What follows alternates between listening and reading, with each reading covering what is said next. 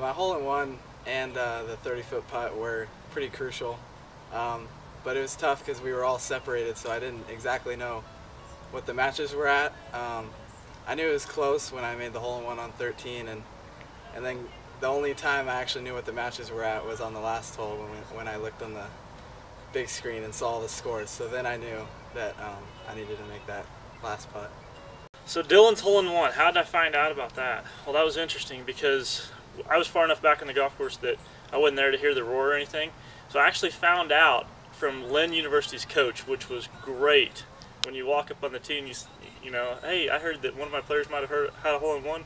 He's like, yeah, Dylan had a hole-in-one. And I was like, oh, this is too good to be true.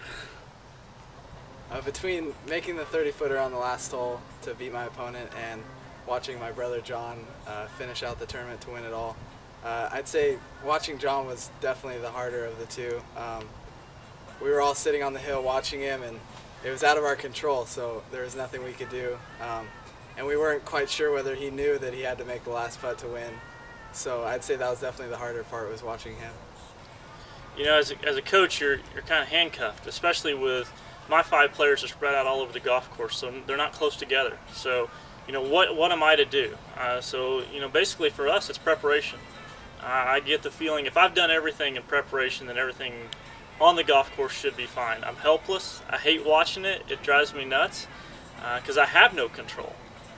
But, you know, in the last 3 years, you gain trust in some of the guys. Not all of them, but some of them.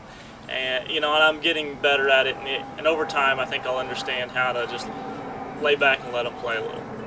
To bring home CSUMB's first national championship feels pretty special because we all knew the hard work that it took, the early morning workouts, the constant long days at the golf course.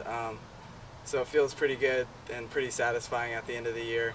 And also, it being a young university, it feels good to kind of set the bar high and set the precedent for future years to come.